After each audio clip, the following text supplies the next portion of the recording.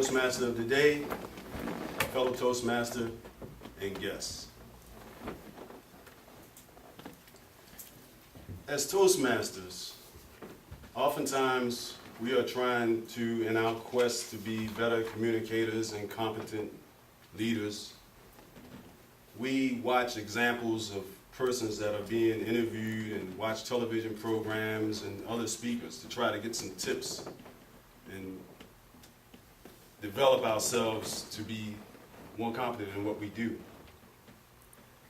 Just recently now, we've been seeing on television a lot of time given towards a lot of the sports figures, namely Tiger Woods and some of the things that have been occurring with him, and some of the interviews that have been occurring with him, and how he has been able to rise above or meet some of the challenges that have been with him speaking upon these matters of his time.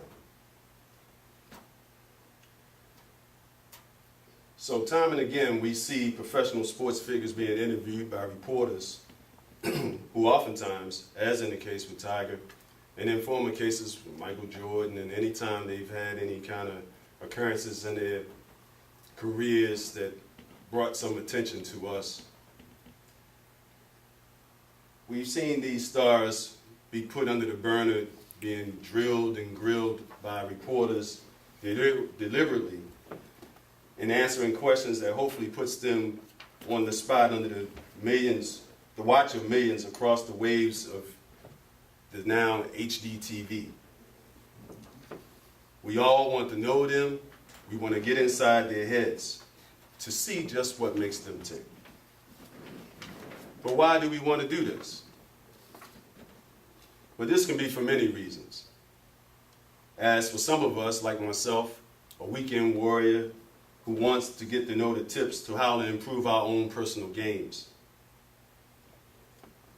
To find out what really separates us from them and how we are able to achieve, how they were able to achieve their greatness and became thrust into the limelight of fame and fortune.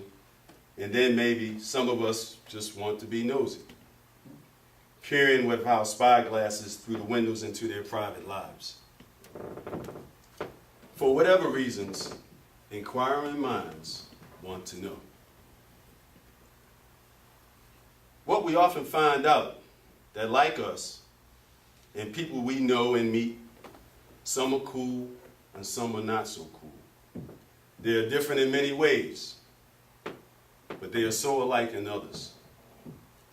One trait that they all seem to have, that they share, or at least the truly great ones, is the ability to forget.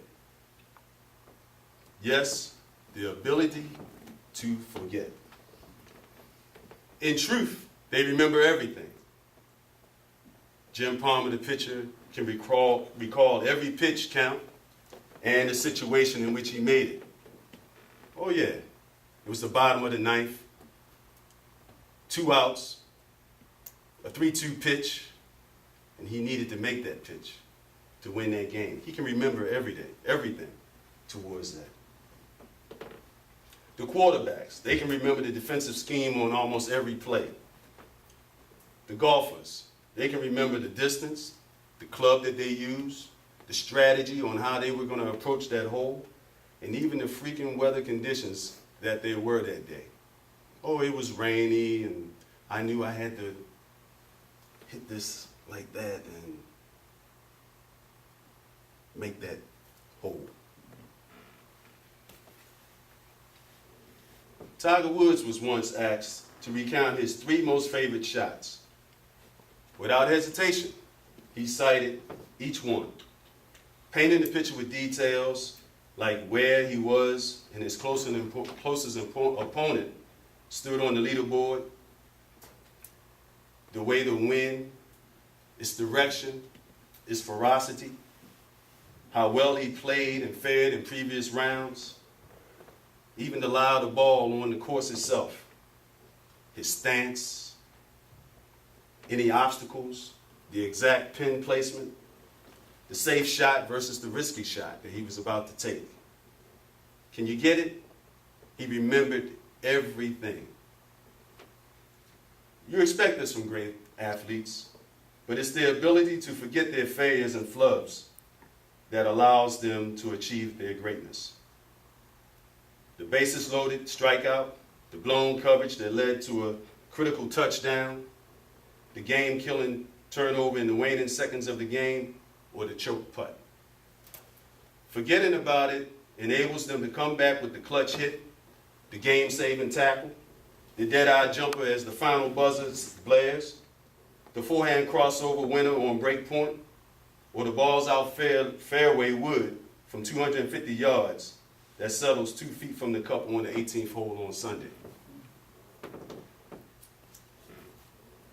Fellow Toastmasters, by looking at these sports stars, we understand that it's hard to achieve our own greatness when we're burdened by our own failings. It's hard to fulfill our dreams when we carry our mistakes around us in our minds like old lint in the corner of our pockets. World-class athletes forget a mistake as soon as it happens, not immediately. They're still human. They lament their error, dissect it, process what they learned from it, then wad it up like a piece of paper and toss it away.